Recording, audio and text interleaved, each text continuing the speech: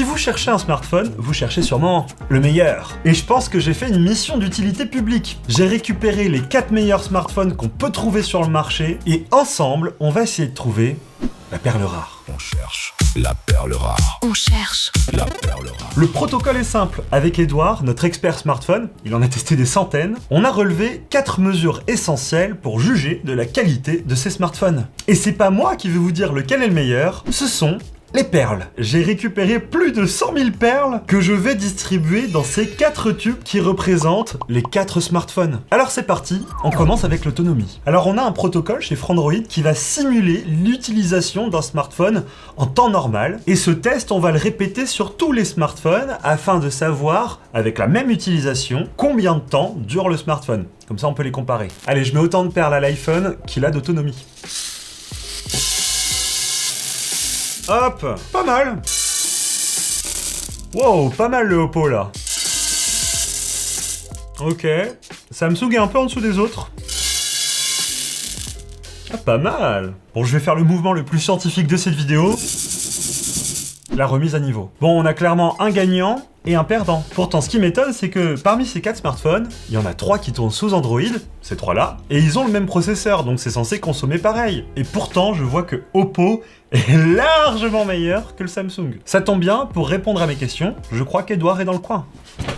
Ah, ça fait plaisir de te voir, Edouard. Bah je t'attendais. Bah oui, là je suis choqué. Le Oppo Find X9 Ultra, il a beaucoup plus de perles que les autres sur l'autonomie. Est-ce que tu peux me dire comment ils ont atteint ce niveau de performance? Au début, quand j'ai testé le téléphone, j'ai cru que c'était de la sorcellerie. Le premier secret, c'est la capacité. Ici, chez Oppo, on a 7050 mAh. C'est beaucoup. Et ça, c'est grâce, en fait, à une nouvelle technologie qui est de plus en plus utilisée par les constructeurs chinois, qui est le silicium carbone, qui permet d'augmenter la densité de la batterie sans augmenter son épaisseur. Ah oui, donc on peut stocker plus d'électricité. Exactement. Le truc que je comprends pas trop, c'est que l'iPhone, il me semble que c'est celui qui a la batterie la plus petite en termes de capacité, et pourtant il est pas tant dans les choux. Carrément, 4800 mAh, c'est le plus bas du classement comme tu le dis, et pourtant il parvient à avoir une très bonne autonomie parce que tout simplement Apple tient de bout en bout sa chaîne de production. Et à l'inverse, donc lorsqu'on se retrouve chez Android, pour parvenir à avoir de gros scores d'autonomie, eh bien on a besoin d'avoir des batteries de plus en plus importantes puisqu'on manque un petit peu d'optimisation, sauf éventuellement du côté de chez Samsung, où là ils font quand même pas mal d'efforts pour essayer de rapprocher les wagons parce que eux n'utilisent pas de silicium carbone contrairement aux constructeurs chinois. Ok,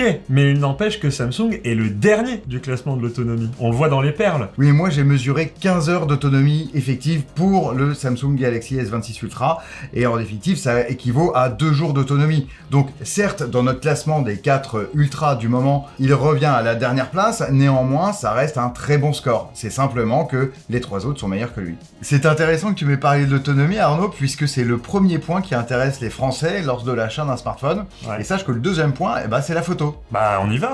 Ah, on en parle. Pour la partie photo de ce comparatif, je peux vous dire que j'ai de grandes attentes. Parce que si je vous demande quel est le meilleur smartphone pour faire de la photo, la plupart des gens vont me répondre soit Samsung, soit iPhone. Alors pour vérifier ça avec Edouard, on a pris des photos avec les 4 smartphones en même temps pour parfaitement les comparer. Et je peux vous dire qu'on les a poussés dans les retranchements. Avec Edouard, on a étudié ces photos pendant des heures et regardons ce que ça rend en perles. Allez, on va commencer avec l'iPhone.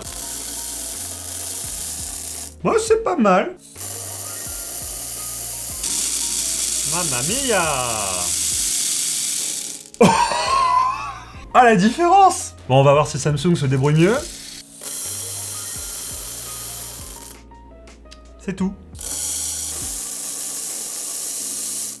Ah, c'est pas mal. Enfin, c'est pas mal, je suis quand même assez choqué du résultat. Même, je vais vous dire un truc, peut-être que derrière votre écran, vous êtes comme moi, ça m'énerve. Parce que ce soit le cadreur derrière cette caméra qui possède un iPhone, ou moi-même, qui suis propriétaire d'un Samsung, voir ces 2 smartphones iconiques et si populaires en photo, se faire écraser à ce point, ça me fait mal à mon petit cœur. Et là, faut absolument que j'aille en parler avec Edouard. Là, je suis énervé, Edouard. Mais pourquoi? Qu'est-ce qui se passe? Je me sens trahi. Parce que Samsung et Apple, pour moi, c'était les 2 marques historiques qui faisaient les meilleures photos. Mais quand j'ai mis les perles, je me suis rendu compte que ils sont minables.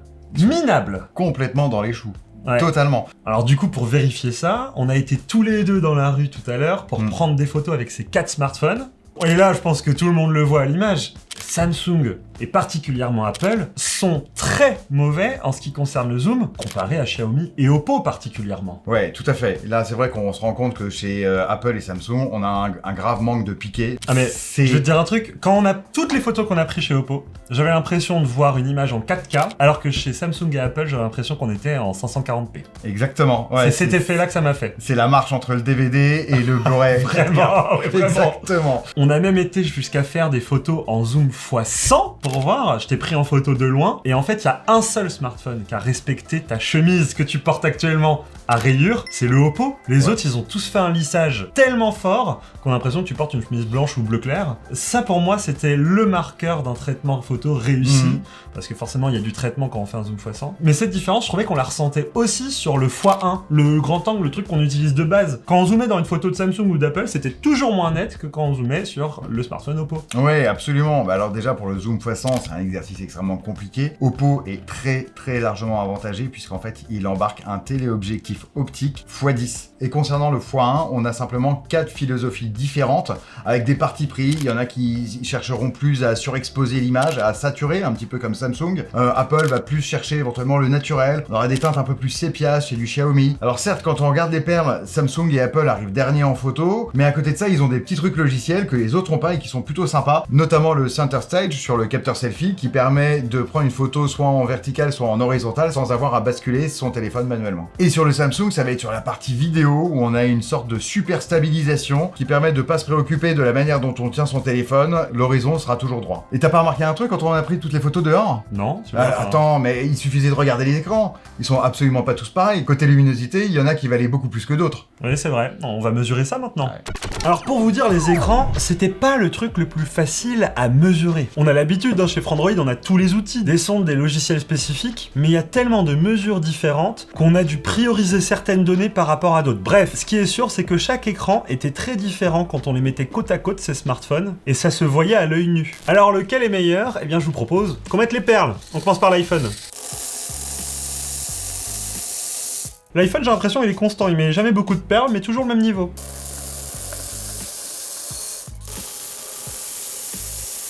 Pas mal, mais ça permet pas de rattraper tout son retard.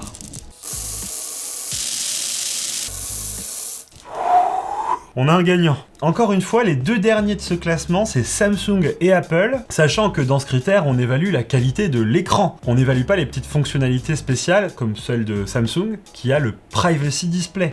J'en parlerai à la fin dans ma petite section des perles dorées. Il se trouve quand même que tous les smartphones sont plutôt ISO, sauf Xiaomi, qui est largement devant les autres. On va voir ce qu'Edouard en pense. Bon, sur les écrans, c'est un peu spécifique, parce que j'ai l'impression que t'as pris plein de mesures différentes, et à la fin, on a juste mis des perles. Ouais, exactement. Il y a une dizaine de mesures en tout pour la luminosité, pour la fidélité des couleurs, etc. Et avec tous ces résultats, j'ai créé une moyenne pondérée en fonction de ce que je jugeais être le plus important, et ça a permis ensuite de retranscrire ça en perles. Et on a encore deux perdants, Samsung et Apple. Oui, mais pas pour les mêmes raisons. On va dire que Apple, c'est le ventre mou de notre tableau. Il est à peu près correct partout, mais ni trop bon, ni trop mauvais. Bref, il ne sait pas briller et il ne sait pas non plus se planter.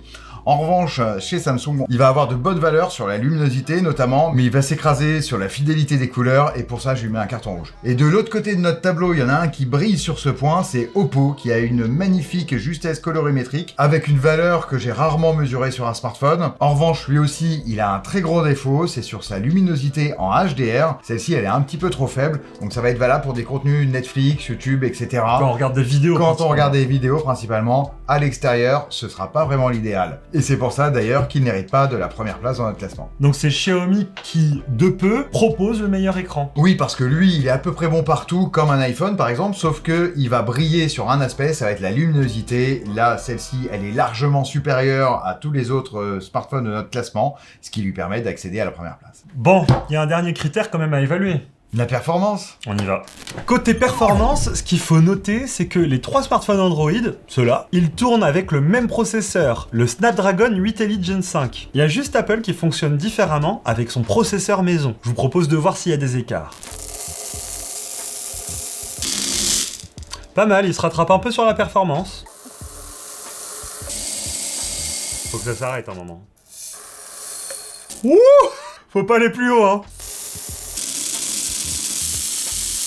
Oh! Je crois qu'on a un gagnant. Bon, c'est quand même curieux dans ce résultat. Les 3 Android qui tournent pourtant sous le même processeur ont des résultats différents. Là, faut clairement que je pose la question à Edouard.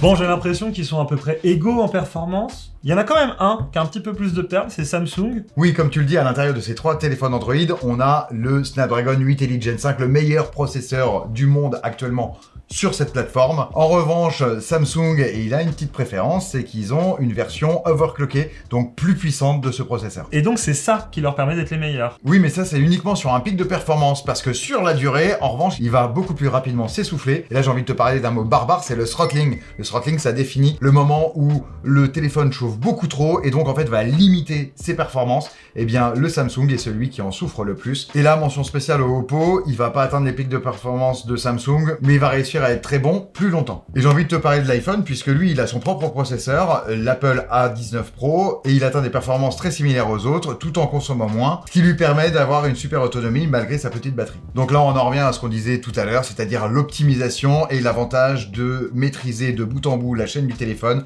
le logiciel et le matériel. Et là-dessus, c'est une vraie force d'Apple. Si sur Android, on avait le même cas de figure, on pourrait atteindre des sommets.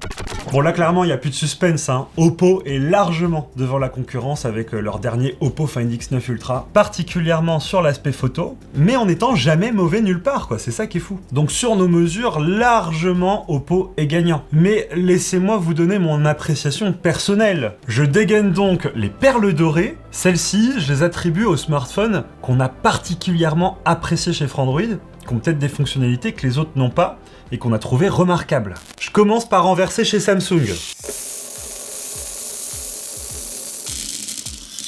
Clairement, le S26 Ultra mérite ses perles dorées parce qu'il propose 2 fonctionnalités qu'on trouve nulle part ailleurs sur le marché. Le Privacy Display, j'en avais parlé dans la partie écran, c'est ce qui permet d'opacifier complètement la vue à votre écran pour toutes les personnes qui sont pas parfaitement en face de celui-ci. Ça fonctionne trop bien et je sais qu'il y a des utilisateurs des S26 Ultra qui disent aujourd'hui que c'est une fonctionnalité dont il ne se passerait plus demain. En plus de ça, le S26 Ultra c'est le seul smartphone à intégrer un stylet dans son châssis. Aucun autre smartphone d'une autre marque n'a tenté d'aller sur ce terrain et Samsung continue de cultiver cette différence. Après, est-ce que ça vous sera utile ou pas? Ça, je ne sais pas, mais dans tous les cas, ça mérite d'être récompensé en perles dorées. Et les dernières perles dorées vont à...